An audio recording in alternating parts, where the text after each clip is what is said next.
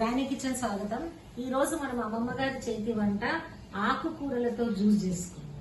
ఇది బలాన్ని మంచిగా హెల్తీ ఫుడ్, డైట్ జ్యూస్.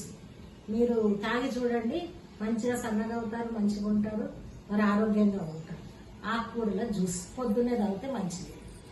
ఇప్పుడు మనం దీనికి కావాల్సిన పదార్థాలు అన్ని ఆకుకూరలు: మెంతి కూర, మరి పుదీనా, మెంతి కూర, కొత్తిమీర, తోటకూర, తమలపాకులు అన్నీ కలిపి, ఆకుకూరలు అన్నీ కలిపి మనం ఇలా కడిగి పెట్టుకోవాలి.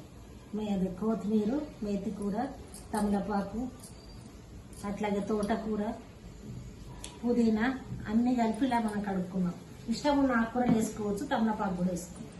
ఇలా వేసుకొని ఇవన్నీ కలిపి మనం గ్రైండింగ్ చేసుకుందాం. చేసుకుంటే జ్యూస్ రెడీ అవుతుంది. ఇష్టం ఉంటే చక్కెర వేసుకోవచ్చు, ఉప్పు వేసుకోవచ్చు, ఏది లేకుండా కూడా తాగవచ్చు. డైట్కి చాలా మంచిది. గ్రైండింగ్ చేసుకుంటే, జ్యూసర్లు చేసుకుంటే జ్యూస్ వచ్చింది. ఇప్పుడు దీనికి ఉప్పు వేసుకోవచ్చు, షుగర్ వేసుకోవచ్చు, కానీ నేను తేనె, నిమ్మకాయ రసం వేస్తున్నా. డైట్కి మంచిది, హెల్తీగా ఉంటారు, ఆరోగ్యానికి మంచిది.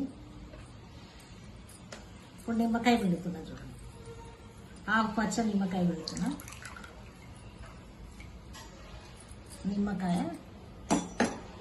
అట్లాగే 1 స్పూన్ తేనె, 1 స్పూన్ సగం వేసిన.